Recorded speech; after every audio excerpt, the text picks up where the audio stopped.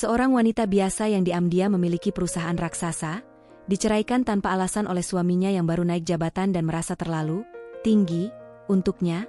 Tak disangka, sang istri balik mengungkap identitas aslinya di pesta pernikahan sang mantan, menghancurkan reputasi dan hidup sang pria seketika.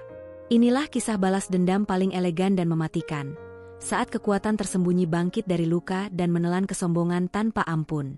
Jika kamu suka cerita tentang karma, pengkhianatan, dan kemenangan wanita tangguh, jangan lewatkan kisah epik ini. Di sebuah rumah kecil nan hangat di pinggiran kota, hidup sepasang suami istri yang tampak biasa saja di mata dunia. Namun bagi mereka, kebahagiaan itu sederhana. Makan malam bersama, bercengkrama di teras saat matahari terbenam, dan tertawa tanpa alasan yang rumit. Namanya Ayu, seorang perempuan yang anggun dan cerdas, dengan senyum yang selalu terasa tulus. Ia menikah dengan Arga, seorang pria bersahaja yang bekerja sebagai manajer menengah di sebuah perusahaan teknologi yang tengah berkembang. Ayu tidak bekerja secara formal, namun ia aktif mengelola beberapa investasi kecil yang diwarisi dari orang tuanya. Meski tidak pernah memamerkan hal itu, Ayu cukup lihai dalam hal keuangan. Pernikahan mereka telah memasuki tahun kelima, dan selama itu pula, tak pernah ada satu hari pun yang benar-benar buruk. Tentu, kadang ada cekcok kecil tentang hal sepele, siapa yang lupa menutup botol saus atau giliran siapa membuang sampah, namun tidak pernah berlangsung lama. Semuanya berujung pada tawa, pelukan, dan janji untuk lebih perhatian esok harinya. Ayu dan Arga hidup sederhana. Rumah mereka hanya memiliki 2 kamar, dapur kecil, dan taman mungil di belakang. Tapi di sanalah mereka merasa paling kaya. Mereka tidak punya mobil mewah, hanya 1 motor bebek dan mobil tua yang sering mogok saat musim hujan tiba.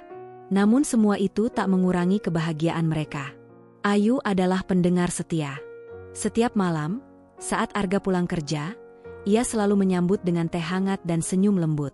Arga pun tak pernah melewatkan satu hari pun tanpa menceritakan tentang pekerjaannya, betapa sulitnya menghadapi rekan kerja yang keras kepala, atau bagaimana ia merasa tidak cukup layak untuk bersaing dengan rekan-rekan lain yang lebih ambisius. Kadang aku merasa, semua yang kulakukan sia-sia, Yu.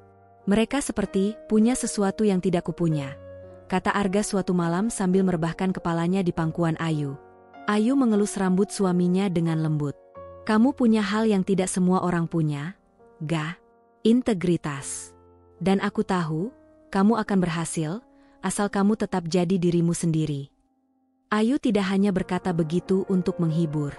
Diam-diam, ia mengambil peran yang lebih besar dalam mendukung karir Arga. Berkat latar belakangnya di bidang ekonomi dan koneksi keluarga, Ayu sebenarnya telah menjadi salah satu investor terbesar di perusahaan tempat Arga bekerja. Namun ia memilih merahasiakannya dari Arga. Bukan karena ingin menyembunyikan sesuatu, tapi karena ia ingin Arga sukses karena kemampuannya sendiri, bukan karena koneksi sang istri. Ayu percaya pada Arga. Ia melihat potensi dalam diri suaminya yang bahkan Arga sendiri belum sadari. Keuletannya, kesabaran, dan kemampuannya memimpin dengan empati. Semua itu adalah kualitas yang jarang dimiliki oleh orang-orang di dunia korporat yang keras dan penuh intrik. Maka Ayu menanamkan sebagian besar tabungannya ke perusahaan itu, ikut duduk di jajaran investor, meski memilih untuk tidak terlalu mencolok. Ia tahu, keputusan itu penuh risiko. Tapi ia tak pernah ragu, karena ia berinvestasi bukan hanya pada bisnis, tapi pada seseorang yang paling ia percaya, suaminya sendiri. Mereka hidup dengan ritme yang teratur namun menyenangkan. Setiap akhir pekan, mereka selalu punya waktu untuk diri mereka sendiri. Kadang hanya sekadar pergi ke pasar pagi, memasak bersama, lalu makan di halaman belakang sambil mendengarkan musik lawas. Ayu selalu mencatat hal-hal kecil yang mereka lakukan di buku hariannya, tentang bagaimana Arga menyukai telur setengah matang, atau betapa dia tidak bisa menyetrika baju tanpa membakar setidaknya 1 kemeja. Hari-hari mereka memang bukan kisah mewah seperti di film-film romantis. Tapi di balik kesederhanaan itu, cinta mereka tumbuh subur. Ada saling percaya, saling dukung, dan yang terpenting, saling memberi ruang untuk bermimpi. Ayu bukan tipe istri yang menuntut banyak. Ia tahu betul bahwa pernikahan bukan tentang siapa yang berkorban lebih banyak, tapi tentang bagaimana menjaga keseimbangan, tentang tumbuh bersama. Ia mendampingi Arga bukan hanya sebagai istri, tapi juga sebagai sahabat, penasihat, dan kadang, pengingat saat Arga mulai goyah. Suatu sore di bulan September, Arga pulang dengan wajah murung. Ia baru saja mendapat kabar bahwa ada kekosongan jabatan direktur divisi baru, dan meskipun ia masuk dalam daftar kandidat, ia merasa kecil kemungkinan akan dipilih. Ada nama-nama besar di daftar itu, mereka punya pengalaman lebih, punya relasi, dan mungkin modal. Ayu hanya tersenyum. Ia tahu, tanpa Arga sadari, ia sudah menjadi salah satu penentu siapa yang duduk di posisi penting itu. Tapi lagi-lagi, ia memilih untuk diam. Kamu hanya perlu jadi versi terbaik dari dirimu sendiri. Tak perlu jadi seperti mereka. Jika memang rezekimu, tidak akan kemana. Arga memeluknya erat. Aku tak tahu apa jadinya aku tanpa kamu. Ayu tersenyum, menatap mata suaminya yang jujur. Kamu akan tetap jadi kamu. Dan itu cukup. Waktu berjalan, dan hidup mereka terus bergulir dalam damai. Belum ada anak dalam pernikahan mereka, tapi Ayu tak pernah merasa kosong. Ia percaya, semua ada waktunya. Yang penting, rumah mereka selalu penuh dengan cinta, tawa, dan semangat. Itulah masa-masa paling bahagia dalam hidup Ayu. Masa di mana semuanya terasa tepat. Masa di mana ia merasa paling dekat dengan seseorang yang ia pilih untuk jalani hidup bersama. Ia tak pernah menduga bahwa kebahagiaan yang ia bangun dengan penuh cinta itu, suatu hari akan diuji dengan sangat keras. Namun untuk saat itu, Ayu hanya ingin menikmati setiap detik, mengabadikan setiap senyum dan pelukan. Karena ia tahu, dalam kehidupan, tak ada yang abadi. Maka ia menggenggam erat apa yang ia miliki, dan mencintai sepenuhnya, selagi semesta masih mengizinkannya. Hari itu datang tanpa peringatan. Sore yang biasanya penuh tawa dan percakapan hangat berubah menjadi sunyi dan penuh tanda tanya. Arga pulang ke rumah lebih lambat dari biasanya. Tapi bukan itu yang membuat Ayu gelisah. Bukan juga karena wajah Arga tampak lelah. Justru sebaliknya, wajah itu penuh cahaya, namun dengan sorot mata yang berbeda. Bukan sinar kebahagiaan seperti biasanya, melainkan binar tajam yang tidak bisa Ayu kenali. Aku diangkat jadi direktur utama, kata Arga sambil tersenyum lebar, lalu mencium kening Ayu sekilas dan meletakkan tas kerjanya di kursi. Ayu terdiam sejenak, mencoba mencerna berita itu. Jantungnya berdetak lebih cepat, antara bangga dan cemas. Ia tahu ini adalah impian Arga.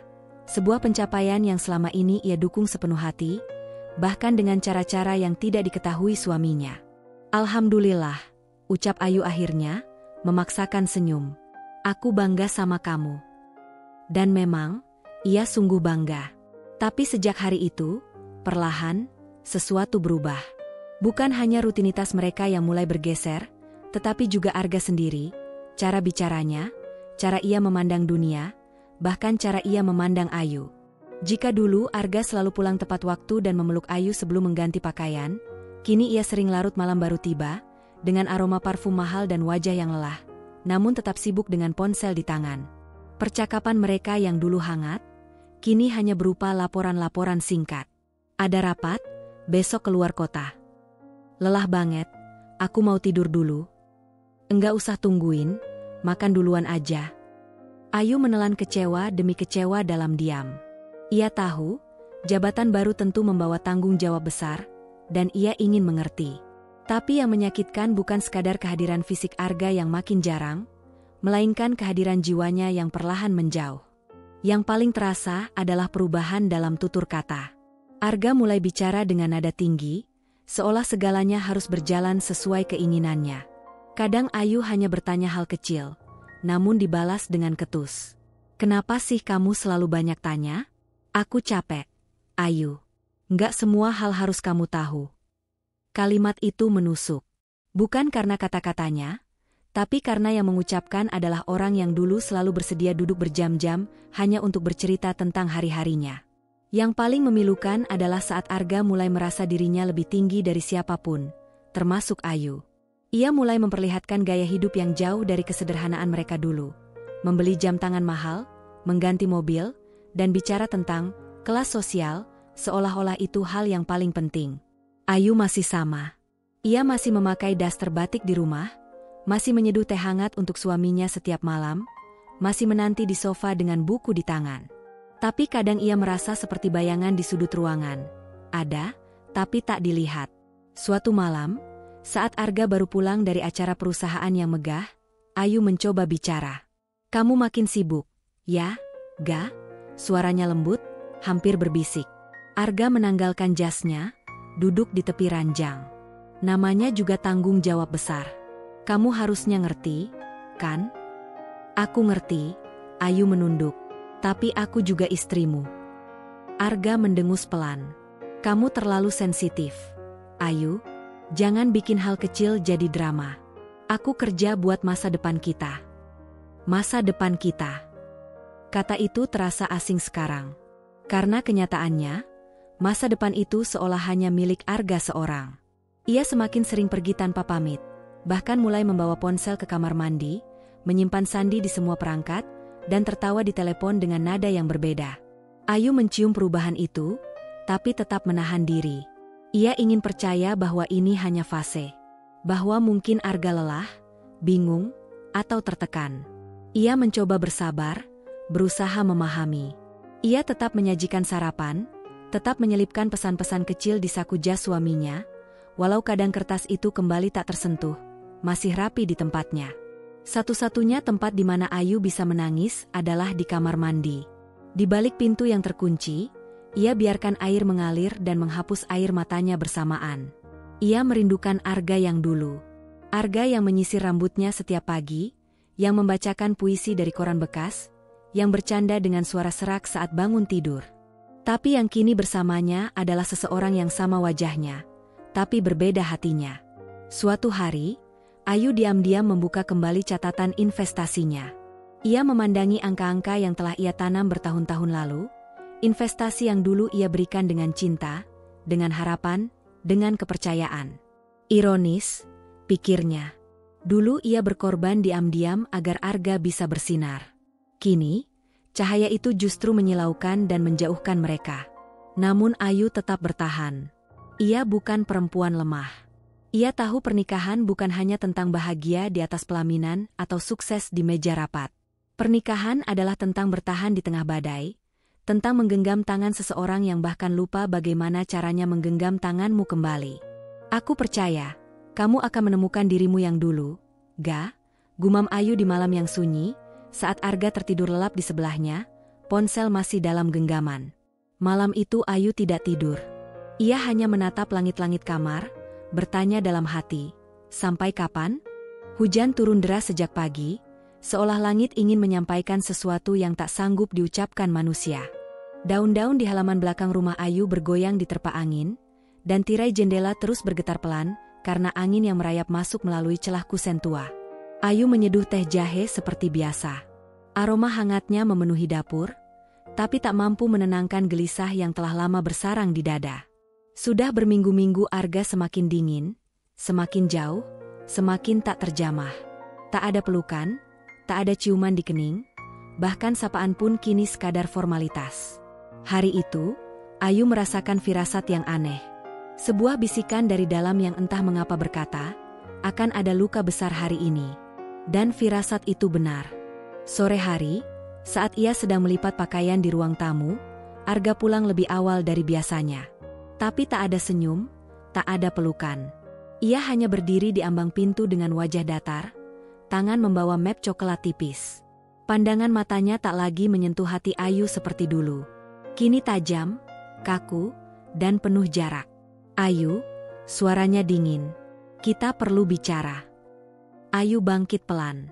"Tentang apa, Ga?" Arga meletakkan map itu di meja.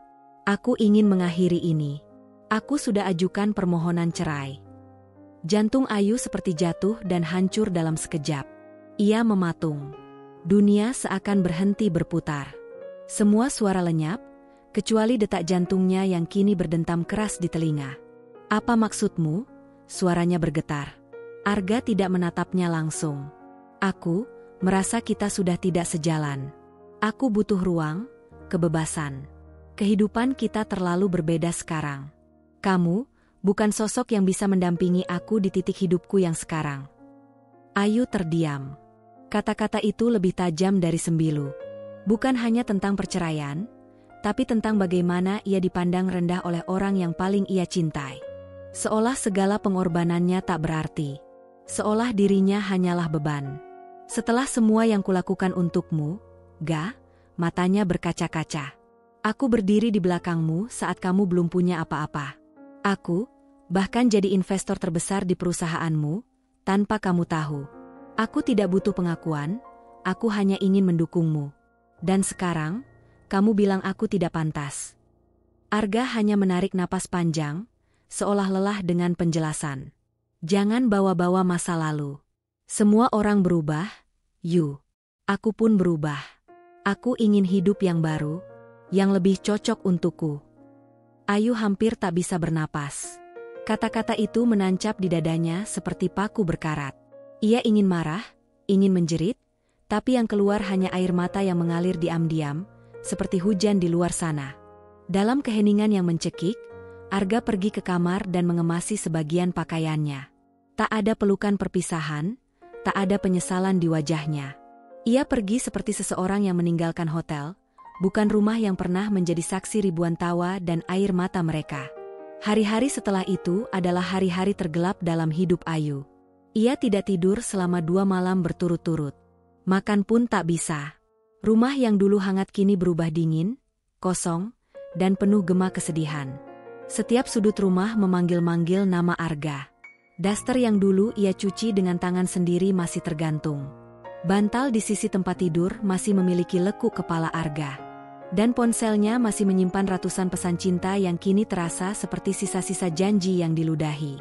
Beberapa minggu setelahnya, kabar itu datang. Arga menikah lagi. Dengan seorang perempuan muda, glamor, yang fotonya tersebar di media sosial perusahaan, selalu tampil modis, penuh sorotan, dan gemar memamerkan kemewahan. Ayu melihat foto pernikahan mereka di ponsel, tanpa sengaja.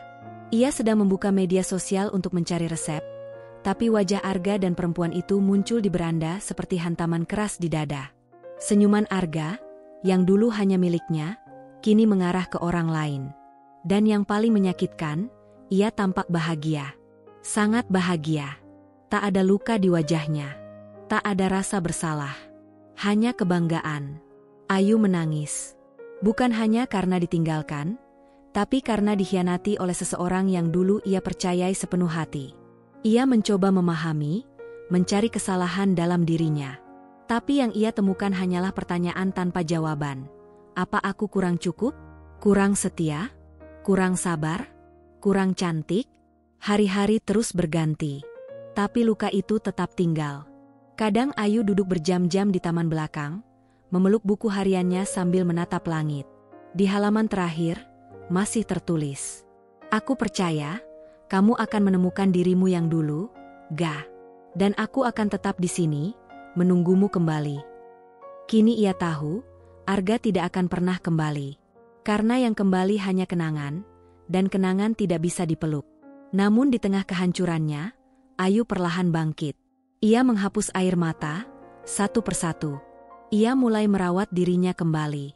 Bukan untuk menarik perhatian siapapun, tapi untuk mengingatkan dirinya bahwa ia masih berharga. Bahwa ia adalah perempuan yang pernah menyelamatkan seseorang dari ketidakpastian, meski akhirnya ditinggalkan di tengah jalan. Ia membuka kembali portofolio investasinya, mulai menata keuangan, dan merintis usaha kecil dari rumah. Tidak untuk balas dendam, tapi untuk membuktikan pada dirinya sendiri bahwa ia bisa berdiri tanpa siapapun di sisinya.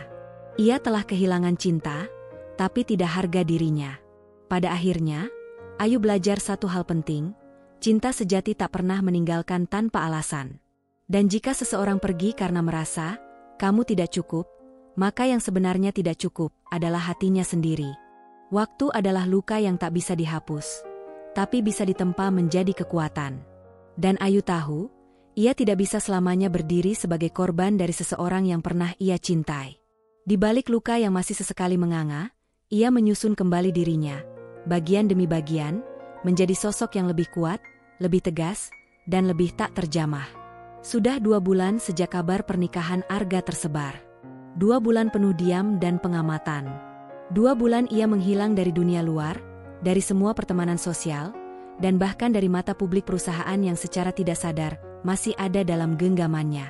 Ya, karena satu hal yang tidak pernah diketahui Arga, bahkan oleh jajaran direksi lain, adalah fakta bahwa Ayu bukan sekadar investor. Ia adalah pemilik saham mayoritas dari perusahaan tempat Arga bekerja. Nama resminya memang tidak tertera langsung di struktur kepemilikan, tapi ia mengendalikan semuanya melalui badan investasi keluarga warisan ayahnya yang dulu seorang pengusaha ulung.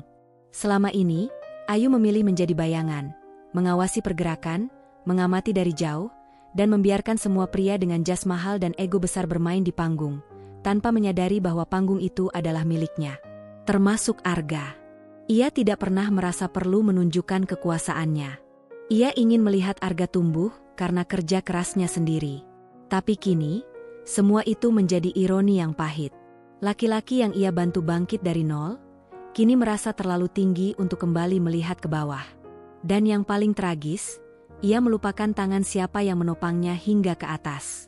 Pagi itu, Ayu duduk di ruang kerja kecilnya yang kini tertata mewah di lantai 2 rumah baru yang ia beli diam-diam, jauh dari rumah lama yang penuh kenangan.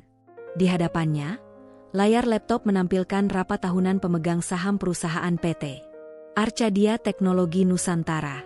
Ia menyimak dengan tenang. Jajaran direksi sedang membahas performa tahunan, ekspansi, dan perubahan struktur manajemen. Di pojok layar, wajah Arga tampak percaya diri, membanggakan pencapaiannya sebagai direktur utama.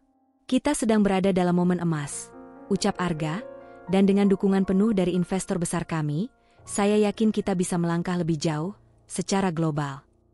Ayu mengernyit. Investor besar kami. Begitulah Arga menyebutnya. Tanpa tahu, tanpa sadar, bahwa investor itu adalah perempuan yang dulu ia tinggalkan karena dianggap tidak cukup mewah untuk mendampingi. Beberapa direksi dan pemegang saham minor memiliki suara, namun tak mampu menandingi kekuatan Ayu. Karena sejak awal, seluruh sistem telah diatur dengan rapi.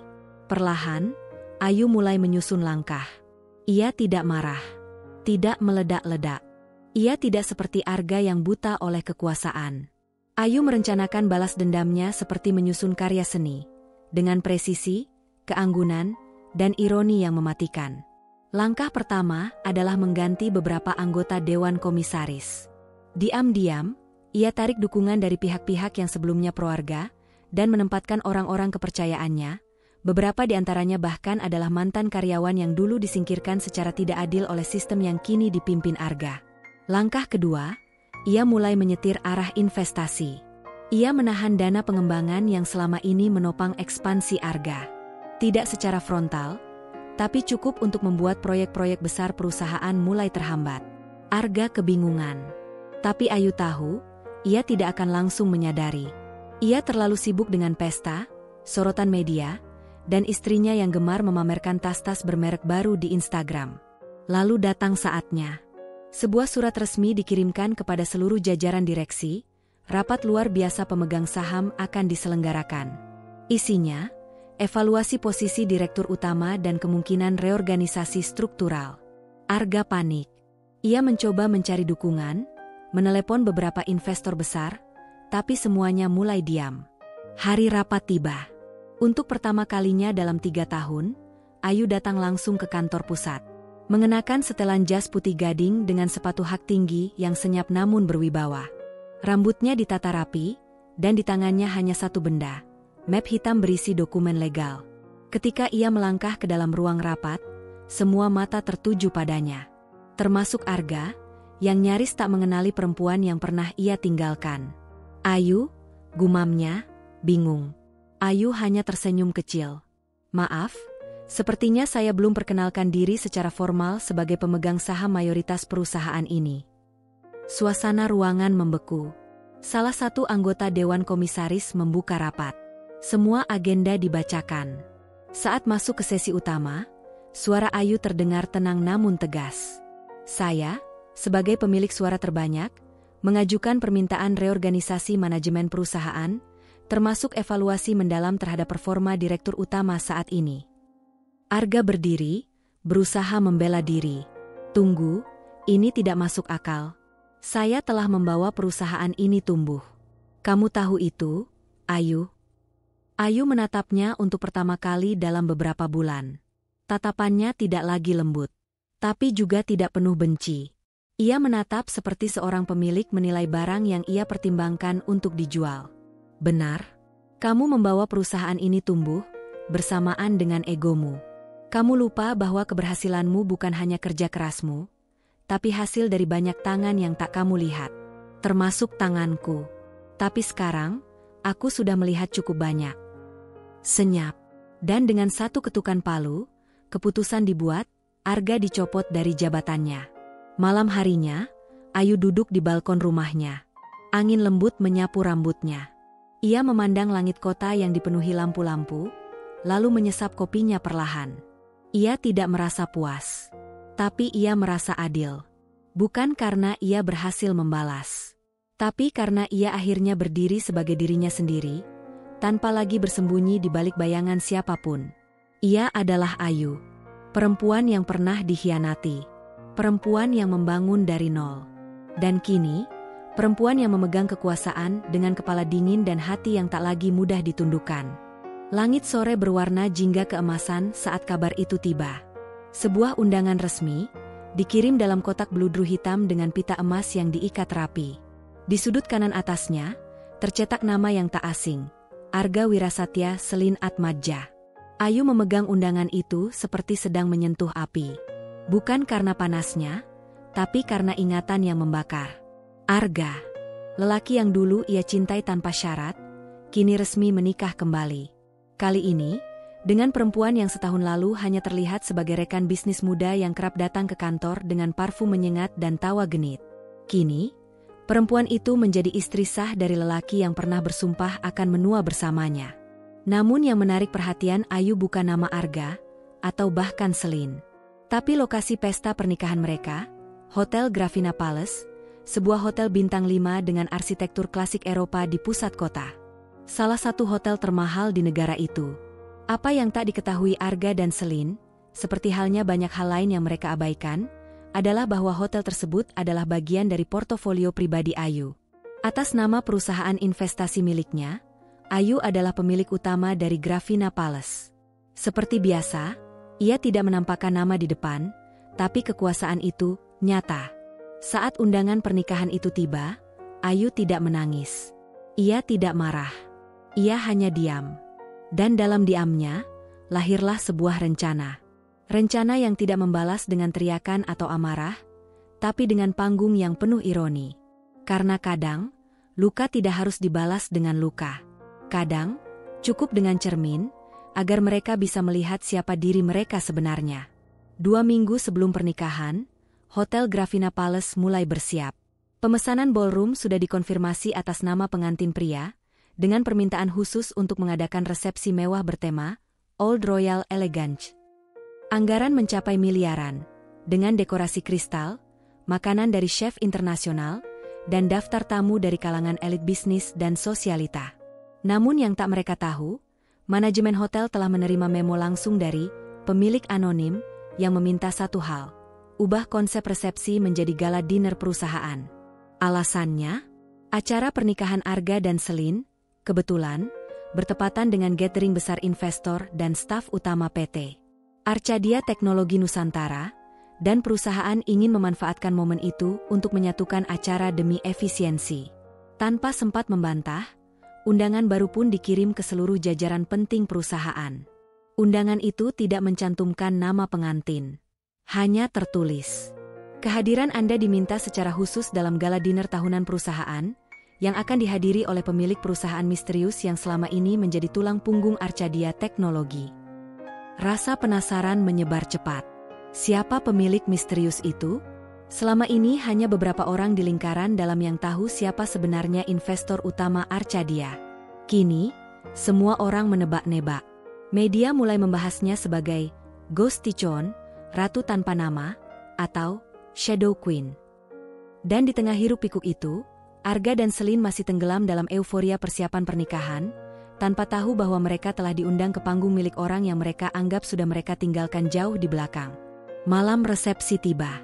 Hotel Gravina Palace bersinar seperti istana dalam dongeng. Lampu-lampu gantung kristal berkilau, dan musik orkestra klasik mengalun lembut.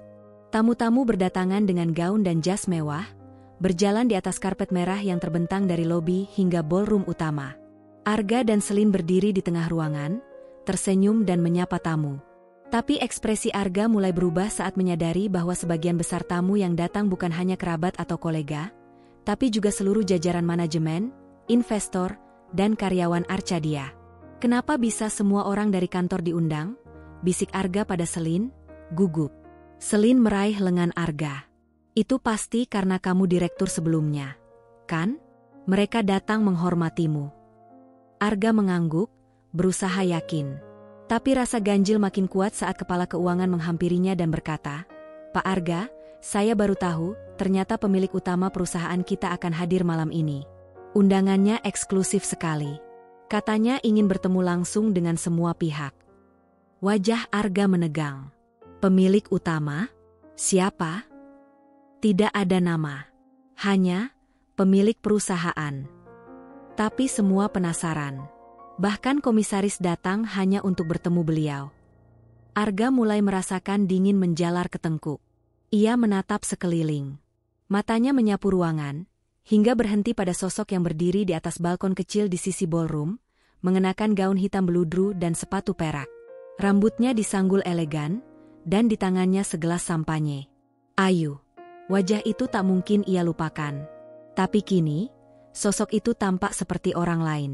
Dingin, tenang, dan tak tersentuh. Sosok itu menatap ke bawah, langsung ke arah Arga dan Selin, lalu tersenyum kecil. Senyum yang membuat perut Arga terasa seperti diikat. Saat Ayu menuruni tangga dan masuk ke ruangan, semua mata tertuju padanya. Musik berhenti. Seorang MC naik ke panggung dan mengumumkan, "Hadirin yang terhormat, izinkan kami memperkenalkan tamu istimewa malam ini. Sosok yang selama ini berada di balik kesuksesan Arcadia Teknologi Nusantara. Pemilik sejati perusahaan ini. Silakan beri tepuk tangan untuk Ibu Ayu Saraswati." Tepuk tangan menggema. Semua berdiri. Arga tak bergerak. Selin menoleh dengan bingung. Ayu melangkah ke depan panggung. Ia tidak membawa naskah, tidak membawa catatan. Ia hanya berbicara dengan suara lembut, namun menggema jelas di seluruh ruangan. "Selamat malam. Terima kasih telah datang. Acara ini bukan hanya perayaan tahunan perusahaan. Ini adalah bentuk penghormatan pada seluruh tim yang telah bekerja dengan jujur dan berdedikasi. Kita semua tahu bahwa jabatan bisa datang dan pergi. Tapi karakter adalah sesuatu yang bertahan. Malam ini, saya berdiri di sini bukan untuk mengenang masa lalu, tapi untuk menunjukkan bahwa dalam sunyi, seseorang bisa membangun kerajaan. Dan kadang, orang yang paling kalian remehkan adalah orang yang membuat kalian berdiri hari ini." Ruangan senyap. Arga menunduk. Tangannya gemetar. Ayu tidak menatapnya. Ia melangkah turun dari panggung, kembali ke balkon, dan hilang di balik tirai sutra. Malam itu menjadi cerita yang menyebar ke seluruh penjuru kota. Tentang pernikahan mewah yang berubah menjadi panggung balas dendam paling elegan dalam sejarah bisnis. Dan Ayu? Ia tidak pernah menoleh ke belakang lagi. Ia sudah membuktikan satu hal. Bayangan tak selalu lemah. Kadang, merekalah yang menggenggam cahaya. Langit malam di atas Gravina Palace begitu tenang, seolah menyimpan napas, menanti peristiwa yang akan menjadi cerita bertahun-tahun ke depan. Di dalam ballroom mewah itu, kristal-kristal berkilau memantulkan cahaya lampu gantung, dan iringan orkestra klasik mengalun lembut mengisi suasana. Tamu-tamu berdatangan, mengenakan gaun dan setelan terbaik mereka. Wajah-wajah tersenyum, tawa pelan bergaung, dan segelas demi segelas sampanye berpindah tangan.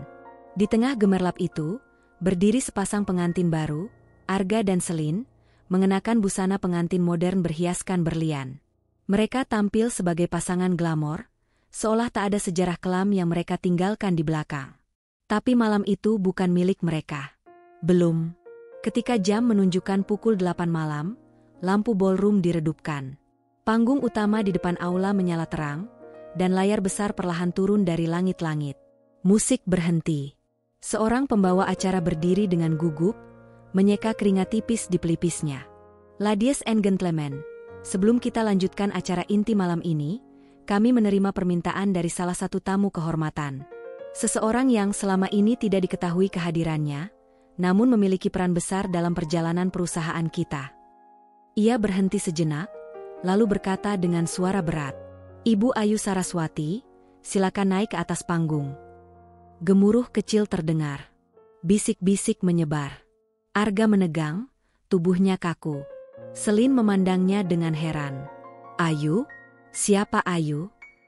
Langkah kaki terdengar dari belakang ruangan. Semua mata menoleh. Ayu melangkah masuk perlahan. Ia mengenakan gaun hitam panjang berbahan satin, menjuntai anggun, dengan belahan lengan emas yang mengilap. Wajahnya tanpa celah, rambutnya tersanggul sempurna. Tapi bukan penampilan itu yang membungkam ruangan. Itu tatapannya. Tatapan seorang perempuan yang telah melalui neraka dan kembali berdiri lebih tinggi. Dia naik ke panggung tanpa ragu. Tidak gugup, tidak gentar. Pembawa acara mundur dengan kaku, dan Ayu mengambil alih mikrofon. Ia berdiri di depan layar besar, menatap para tamu. "Selamat malam semuanya. Saya tidak datang ke sini sebagai tamu biasa. Saya datang sebagai pemilik resmi dari PT Arcadia Teknologi Nusantara, dan sebagai pemilik sah dari Gravina Palace, tempat Anda semua berpesta malam ini." Tepuk tangan tidak terdengar. Hanya keheningan yang memekakan. Saya tahu, malam ini harusnya menjadi momen bahagia bagi pasangan pengantin.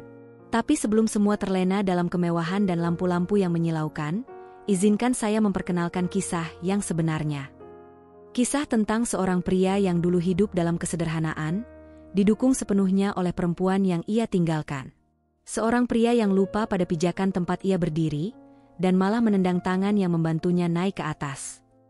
Sorot lampu kini tertuju pada Arga, yang duduk kaku di kursi VIP bersama Selin. Wajahnya pucat. Tangannya menggenggam erat gelas, hampir memecahkannya. Ayu menoleh ke layar. "Saya akan sajikan bukan hanya kata-kata, tapi bukti." Apa yang terjadi ketika kekuasaan naik lebih cepat dari integritas? Klik. Layar menyala. Tampil slide pertama, salinan dokumen investasi besar dari Ayu Saraswati ke perusahaan Arcadia sejak 5 tahun lalu. Nilainya mengejutkan. Diikuti dengan laporan internal yang membuktikan bahwa dana tersebut menjadi penopang saat perusahaan hampir bangkrut. Saya diam. Karena cinta. Saya tidak ingin mengklaim apapun, saya hanya ingin mendukung.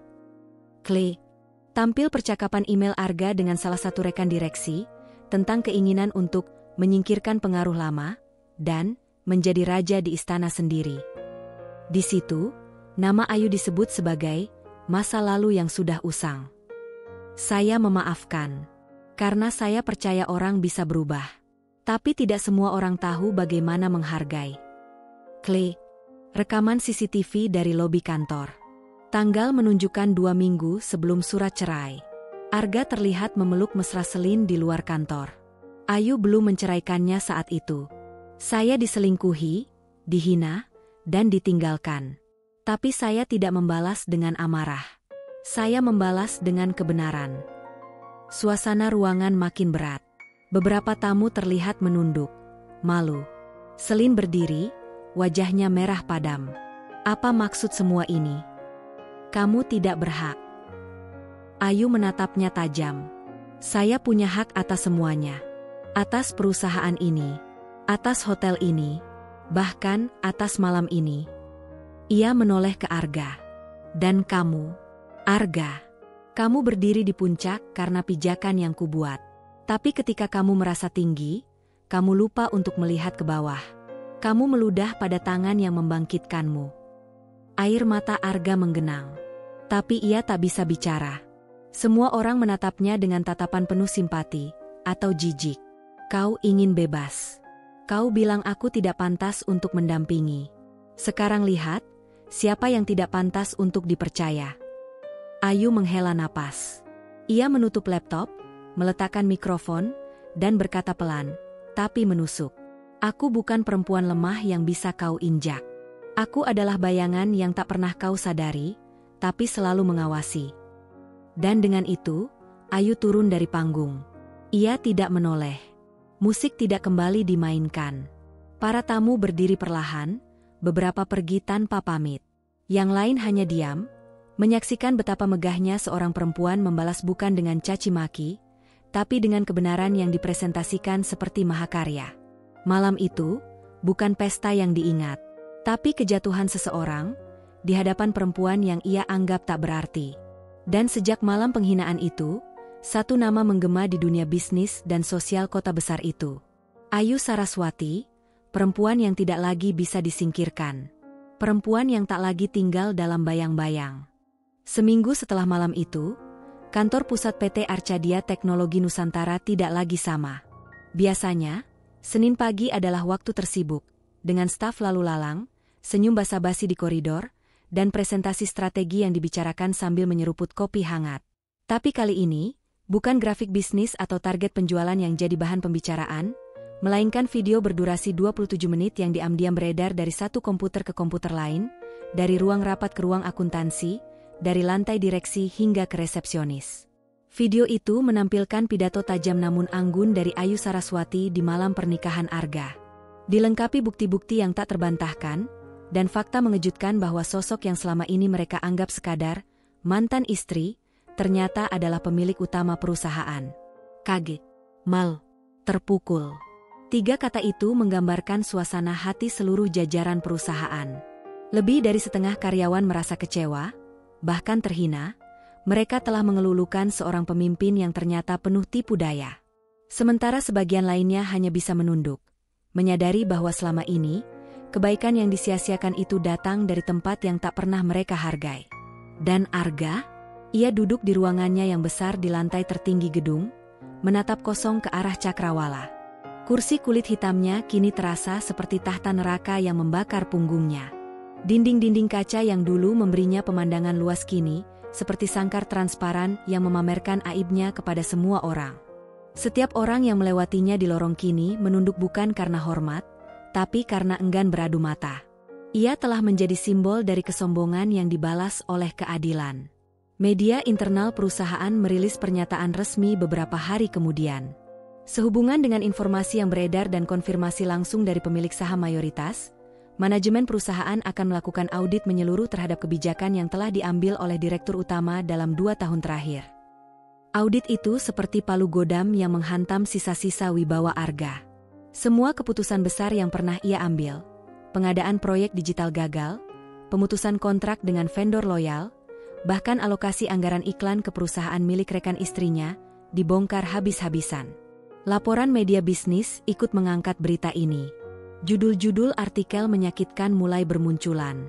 Naik karena koneksi, jatuh karena arogansi. Di balik senyum pengantin, kisah direktur yang menginjak investornya sendiri. Arcadia diguncang skandal internal, pemilik perusahaan akhirnya buka suara. Setiap pagi Arga bangun dengan rasa takut membuka ponselnya.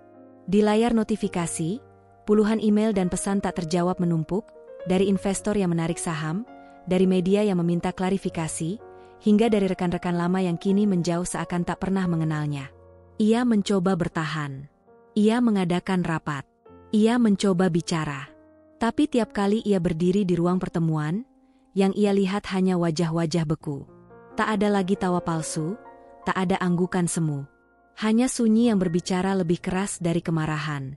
Tak lama kemudian, panggilan dari Dewan Komisaris datang. Ia diminta hadir dalam rapat tertutup. Tidak ada agenda. Tidak ada pemberitahuan resmi.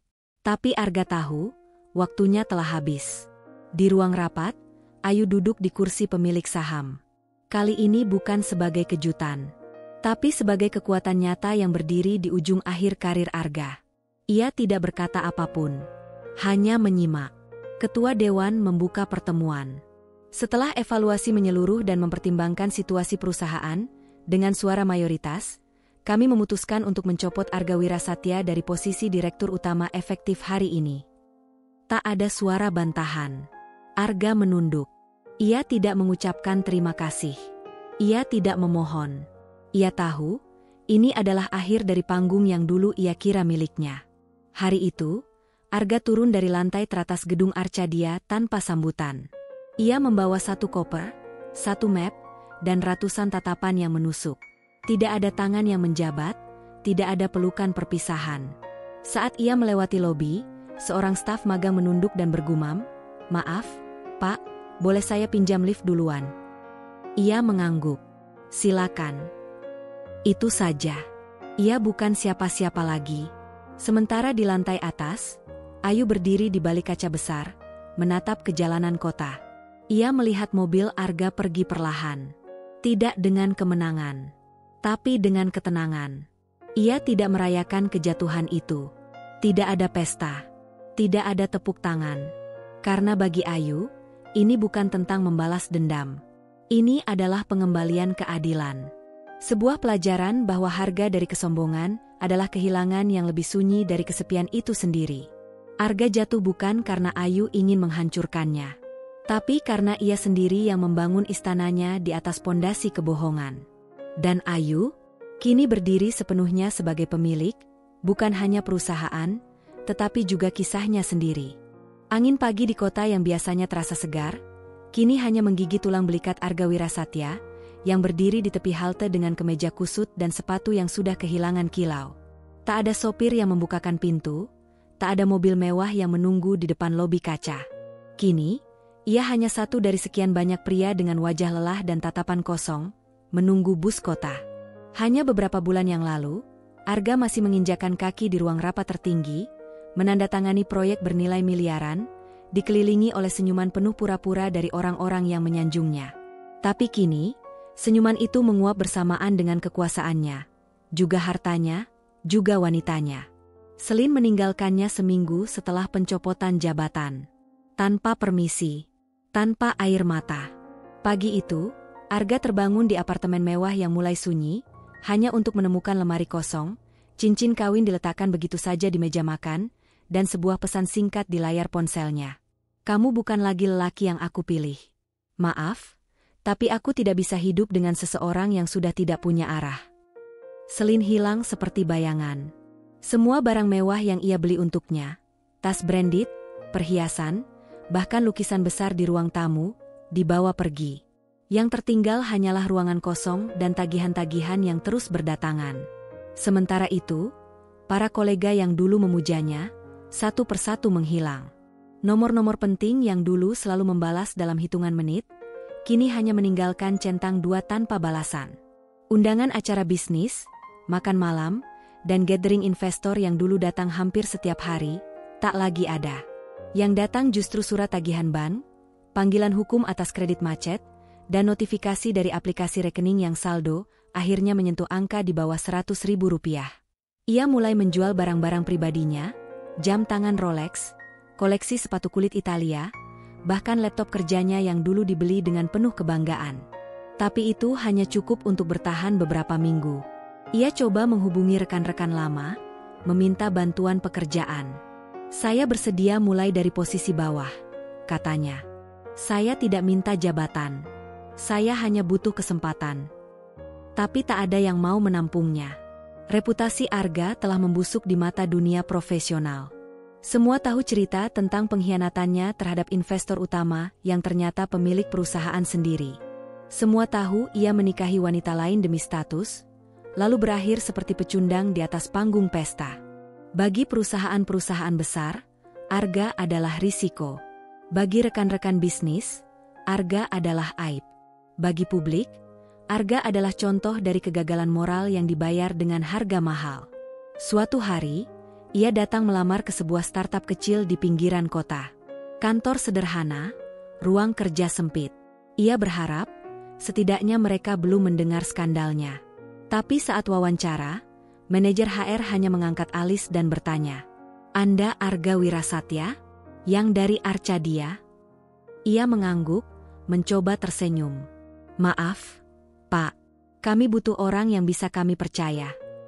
Kalimat itu menusuk lebih dari hinaan. Kini Arga tinggal di sebuah rumah peta kontrakan di gang sempit. Jauh dari keramaian, jauh dari lampu kota. Hidupnya berpindah dari satu pekerjaan serabutan ke pekerjaan lainnya. Menjadi sopir lepas, pekerja gudang harian, bahkan pernah menjadi pengantar makanan dengan sepeda motor tua. Setiap malam ia memandangi ponselnya yang retak. Tidak ada pesan masuk. Tidak ada panggilan. Dunia seolah sudah menghapus namanya. Di dinding kamar sempit itu, tergantung satu-satunya benda yang tidak ia jual. Foto lamanya bersama Ayu. Ia tak tahu kenapa masih menyimpannya. Mungkin sebagai pengingat. Atau mungkin, karena itu satu-satunya bagian dari hidupnya yang dulu benar-benar tulus. Ia teringat saat Ayu membungkuskan bekal makan siang saat mereka masih tinggal di rumah kontrakan kecil. Ia teringat tawa mereka saat hujan mengguyur dapur bocor, dan mereka makan mie rebus sambil tertawa seperti dua anak kecil. Dan ia teringat bagaimana ia melempar semua itu demi ego yang kini membunuhnya pelan-pelan. Air matanya jatuh malam itu. Bukan karena kehilangan harta, atau jabatan, atau wanita. Tapi karena ia sadar, ia telah membuang satu-satunya orang yang tidak pernah meninggalkannya, meski ia belum jadi siapa-siapa. Arga kini hidup, tapi seperti bayangan. Tak ada lagi kehormatan. Tak ada lagi gengsi. Hanya rasa sesal yang terus berputar dalam kepalanya, seperti jarum jam yang tak mau berhenti. Ia tahu, ini adalah akhir dari versi dirinya yang dulu. Tapi apakah hidup memberinya kesempatan kedua? Itu, belum tentu. Karena kadang, hidup hanya memberi satu kesempatan untuk berlaku benar, dan Arga telah menyia-nyiakannya. Hari itu mendung. Langit seakan ikut menahan tangis. Di sebuah gedung tinggi yang berdiri megah di tengah jantung kota, lantai penthouse masih memancarkan aura wibawa dan elegan. Interior ruangannya dipenuhi dengan sentuhan modern minimalis, dinding kaca besar menampilkan panorama kota yang sibuk, dan aroma kopi Arabica perlahan menyebar dari sudut ruang tamu yang sunyi. Ayu Saraswati duduk di meja kerjanya, memeriksa laporan keuangan. Wajahnya tenang, sorot matanya tajam, dan jemarinya bergerak lincah di atas trackpad. Tidak ada yang menyangka bahwa perempuan inilah yang membangun kekaisaran bisnis ini dari balik bayangan, tanpa pamrih, tanpa gembar-gembor. Namun pagi itu, ketukan pelan di pintu membuat segalanya berubah. "Bu Ayu," ujar asisten pribadinya dari interkom, suaranya ragu. "Ada seseorang yang ingin bertemu," katanya, "penting sekali." Ia bersikeras. "Siapa namanya?" Diam sesaat.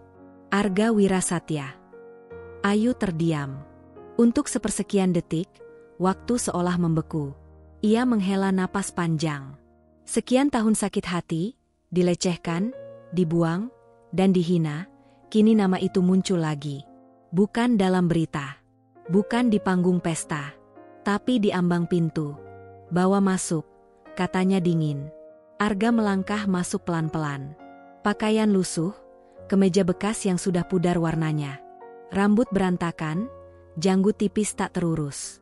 Sepatu kanan sedikit robek di sisi, dan aroma tubuhnya menyeruak pelan, seperti seseorang yang telah terlalu lama hidup di jalanan.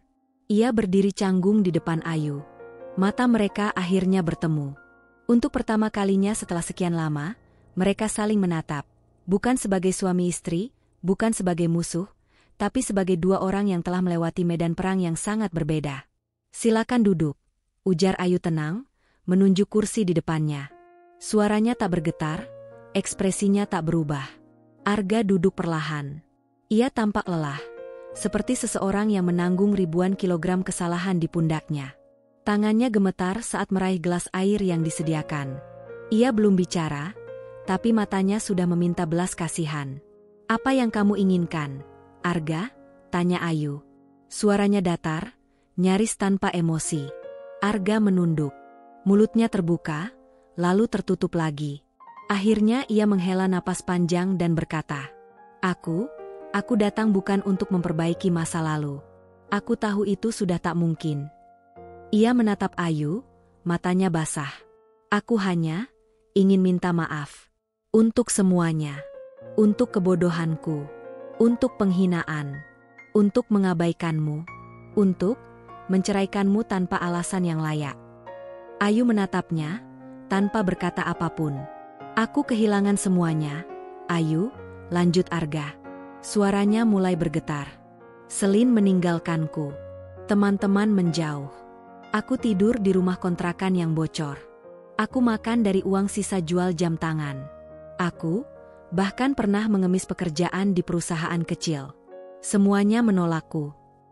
Ia menunduk, memegangi wajahnya. "Aku tidak punya siapa-siapa lagi, kecuali kamu. Hening. Hanya suara detak jam di dinding yang terdengar. Aku mohon, lanjutnya lirih. Bukan cinta. Aku tidak pantas lagi.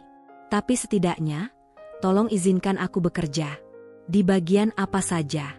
Atau bantu aku cari tempat tinggal. Atau, sedikit uang untuk bertahan. Ayu menyandarkan tubuhnya ke kursi. Wajahnya masih tenang.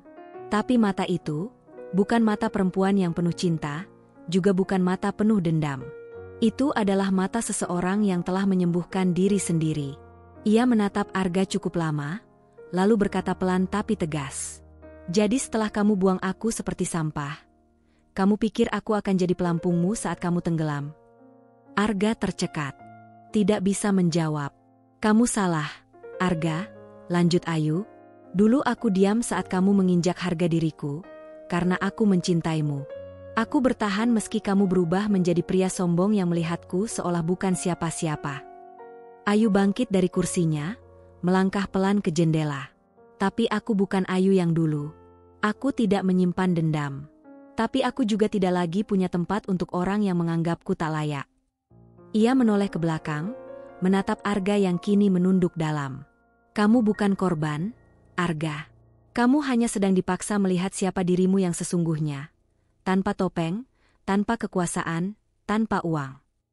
Air mata Arga menetes. Ia memejamkan mata, suara isaknya tertahan. Jadi jawabanku, tidak, kata Ayu tegas. Aku tidak akan memberimu pekerjaan. Tidak akan memberimu uang. Dan aku tidak akan membukakan pintu yang sudah kamu tutup sendiri dengan kesombonganmu. Perlahan, Ayu kembali duduk. Sekarang kamu boleh pergi. Arga diam beberapa detik, lalu mengangguk kecil.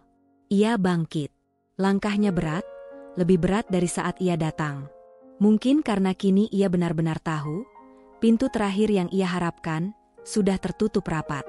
Saat ia membuka pintu dan melangkah keluar, Ayu menatap ke arah langit mendung di luar jendela. Di luar sana, kehidupan akan terus berjalan. Dan Ayu, untuk pertama kalinya, merasa benar-benar bebas. Waktu terus melaju.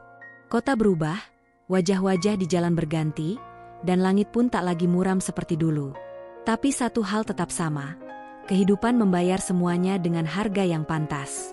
Ayu Saraswati kini melangkah ringan di dunia yang dulu nyaris menghancurkannya. Ia bukan perempuan yang berjalan dengan dendam, tapi dengan tekad. Ia bukan perempuan yang menuntut dunia melihat lukanya, tapi membuat dunia mengakui kekuatan yang lahir dari luka itu sendiri. Setelah malam penghinaan yang mengguncang perusahaan dan publik internal, Ayu mengambil kembali kendali penuh atas kerajaan bisnis yang dulu dia bangun diam-diam. Ia tidak lantas mencampakkan orang-orang yang pernah meremehkannya. Tidak. Justru ia menyisir ulang seluruh struktur dengan hati-hati. Siapa yang bekerja jujur, diberi kepercayaan lebih. Siapa yang setia, diangkat dan dilibatkan dalam keputusan besar. Tapi bagi mereka yang ikut dalam arus kesombongan dan kemunafikan Arga, yang tertawa saat Ayu disingkirkan, yang membungkuk pada kekuasaan palsu, mereka tak diberi tempat. Bukan karena benci, tapi karena Ayu tahu, kepercayaan adalah harta yang tak bisa diberikan dua kali pada yang sama. Dan Arga, namanya menjadi bisikan pelan di lorong-lorong kantor. Dulu dielu-elukan, sekarang dibicarakan seperti legenda buruk yang tak boleh diulang. Sebuah nama yang kini hanya muncul dalam pelajaran pelatihan etika perusahaan, bagaimana satu ego bisa menghancurkan seluruh pondasi. Di luar sorotan bisnis, Ayu dikenal sebagai sosok yang dermawan. Ia membangun yayasan pendidikan untuk anak perempuan dari keluarga tak mampu. Ia mendanai pelatihan kerja untuk janda-janda yang ditinggal tanpa harapan. Ia menyumbang ke rumah sakit, ke panti asuhan, bahkan diam-diam membantu karyawan-karyawannya yang diam-diam terlilit masalah pribadi. Namun ada satu prinsip yang tak pernah ia lupakan. Aku tidak memberi tangan pada mereka yang pernah menusukku. Bukan karena dendam, tapi karena harga diri.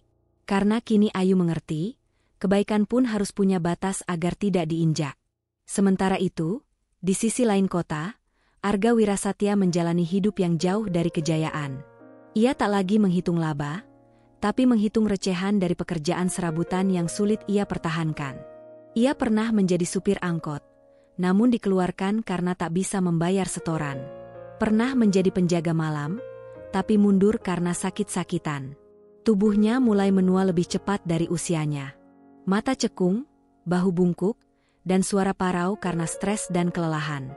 Ia tinggal di kamar kontrakan lembab di gang sempit, bersama suara tikus dan dinding yang mulai mengelupas.